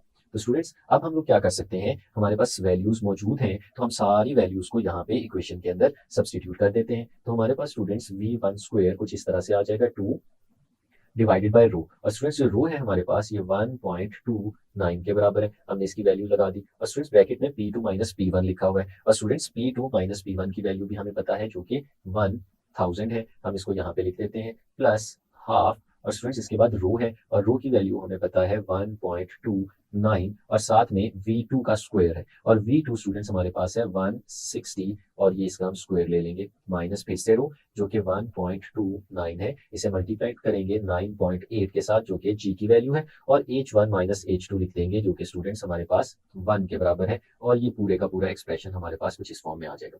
तो स्टूडेंट्स ये सारे का सारा एक्सप्रेशन जो आपके पास लिखा हुआ है हम इसको बिल्कुल इसी तरह से कैलकुलेटर पे लिख के सॉल्व कर सकते हैं। तो सोल्यूशन के बाद हमारे पास जो आंसर आएगा वो आएगा 271330.78, और स्टूडेंट्स ये v1 स्क्वायर की वैल्यू आई है। तो अगर हम लोग v1 फाइंड आउट करना चाहें तो हम इसका स्क्वायर रूट ले लेंगे, और स्क्वायर रूट ऑफ 271330.78, तो स्टूडेंट्स इस पूरी वैल्यू का जब हम स्क्वायर रूट लेते हैं तो हमारे पास आंसर आ जाता है 164.71 मीटर पर सेकेंड। और स्टूडेंट हम अगर इसे राउंड ऑफ करते हैं तो इसको ऐसे भी लिखा जा सकता है 165 मीटर पर सेकेंड। तो स्टूडेंट्स ये हमारा फाइनल आंसर आ जाता है कि अगर हम लोग चाहते हैं कि 1000 न्यूटन पर मीटर स्क्वायर का लिफ्ट प्रोड्यूस हो तो उसके लिए हमारे पास अगर अपर एंड के ऊपर स्पीड 165 मीटर पर सेकेंड और लोअर एंड पे speed 160 metre per second maintain करेंगे तो फिर ऐसा पॉसिबल हो सकता है। तो स्टूडेंट्स चलते हैं अपने इस एक्सरसाइज के आखिरी न्यूमेरिकल की तरफ, जो कि है 6.9। स्टूडेंट्स अगर इसकी स्टेटमेंट देखें, what gauge pressure is required in the city mains for a stream from a fire hose connected to the mains to reach a vertical height of 15 metre. Students आपने देखा होगा कि अगर शहरों में किसी जगह पे आग लग जाए और उस आग को बुझाने के लिए वहाँ पे फायर होज इस्तेमाल करते हैं। फायर ब्रिगेड की जो गाड़ियां हैं वो पानी जो है उसे होज के थ्रू उस जगह पे थ्रू करती हैं जहाँ पे आग लगी हो। तो स्टूडेंट्स हमारे सिटी के मेन्स में से पानी चाहिए और वो वाटर जो है हमने 15 मीटर की हाइट तक पहुंचाना है। अगर इस हाइट तक आपने पानी को पहुंचाना हो तो फिर आपने ये बताना है कि कितना गेज प्रेशर रिक्वायर्ड होगा। तो स्टूडेंट्स जो डाटा हमारे पास यहाँ पे गिवन है उसे लिख लेते हैं। गिवन डाटा के अंदर स्टूडेंट्स हमें सिर्फ एक ही चीज बताई गई है कि कितनी हाइट को हम लोगों ने अचीव करना है। यानी अगर हम हाइट की बात करें तो स्टूडेंट्स वो हाइट दो हाइट्स के दरमियान डिफरेंस होगा h1, दो हाइट्स के दरमियान डिफरेंस होगा h1 माइनस h2, और वो स्टूडेंट्स हमारे पास है यहाँ पे 15.0 मीटर। ये स्टूडेंट्स हाइट है। और एक हम लोगों ने पिछले न्यूमेरिकल में भी सीखा था कि जब भी वाटर की बात होगी तो वाटर की डेंसिटी जो है स्टूडेंट्स हमें इसे मेमोराइज करना है, हमें इसे जुबानी याद रखना है, जो कि 1000 किलोग्राम पर क्यूबिक मीटर के बराबर होती है। तो स्टूडेंट्स ये हमें पता होना चाहिए। अब क्या फाइंड आउट करने को कह रहे हैं हमें स्टूडेंट्स कहा जा रहा है कि गेज प्रेशर फाइंड आउट करें। तो स्टूडेंट्स गेज प्रेशर क्या होगा इस केस में? ये प्रेशर का डिफरेंस होने वाला है। कौन से प्रेशर का डिफरेंस? P2 minus P1। ये स्टूडेंट्स डिफरेंस इन प्रेशर है जिसे हम लोगों ने यहाँ पे फाइंड आउट करना है। तो स्टूडेंट्स कैलकुलेशंस की तरफ चलते हैं और देखते हैं हम इसे कैसे कैलकुलेट कर सकते हैं।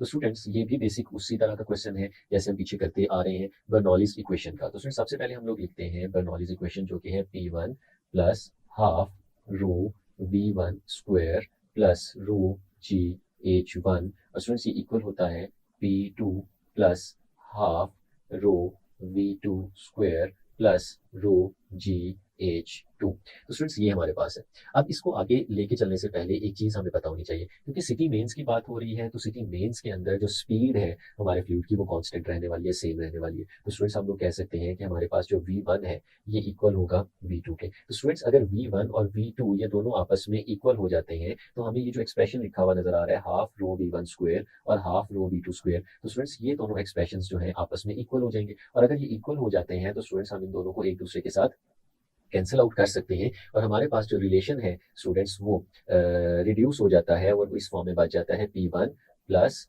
रो GH1, और ये इक्वल आ जाता है P2 प्लस रो GH2। तो स्टूडेंट्स इस तरह का ये एक्सप्रेशन बन जाता है। और हमें डिफरेंस चाहिए P2 माइनस P1 का, तो स्टूडेंट्स हम इसे ऐसे भी लिख सकते हैं रो GH1 और इसको उठा के इस तरफ ले आए तो माइनस रो GH2, और स्टूडेंट्स P2 पहले ही राइट साइड पे लिखा हुआ था और P1 को भी उठा के राइट साइड पे ले आते हैं तो P2 माइनस P1। ये हमारे पास इस तरह का एक रिलेशन बन जाता है। स्टूडेंट्स अगर इसे रीअरेंज करें थोड़ा सा P2 माइनस P1, और जो स्टूडेंट्स हमारी ये वाली साइड है अगर यहाँ से आप रो और G इन दोनों को कॉमन ले लेते हैं तो स्टूडेंट्स हमारे पास H1 माइनस H2 बच जाता है। तो स्टूडेंट्स आप देख सकते हैं कि जो राइट साइड हमें नजर आ रही है इस राइट साइड के ऊपर सारी वैल्यूज हमें पता है तो हम इन्हें सब्सटीट्यूट कर देते हैं। सबसे पहले रो जिसकी वैल्यू है हमारे पास 1000, और स्टूडेंट्स इसके साथ G लिखा हुआ है जिसकी वैल्यू है 9.8, और H1 माइनस H2 ये भी गिवन है और इसकी वैल्यू है स्टूडेंट्स 15। हम ये वैल्यू भी यहाँ पे सब्सटीट्यूट कर देते हैं। तो जब ये सारी वैल्यूज यहाँ पे सब्सटीट्यूट करते हैं तो P2 माइनस P1 को हम बहुत आसानी से सॉल्व कर सकते हैं। जब इन्हें मल्टीप्लाई करेंगे तो स्टूडेंट्स हमारे पास आंसर आएगा 147 और 000 पास्कल। स्टूडेंट्स ये हमारे पास आंसर आ रहा है। और अगर इस आंसर को हम लोग साइंटिफिक नोटेशन में कन्वर्ट करके लिखें तो स्टूडेंट्स P2 माइनस P1 हम इस तरह से भी लिख सकते हैं कि ये 1.47 इंटू 10⁵ पास्कल ये बन जाता है। तो स्टूडेंट्स ये हमारे पास आंसर आ जाता है कि प्रेशर डिफरेंस हमारे पास इतना होना चाहिए अगर हम लोग चाहते हैं कि हमारे जो स्ट्रीम ऑफ वाटर है वो 15 मीटर की हाइट को अटेन कर सके।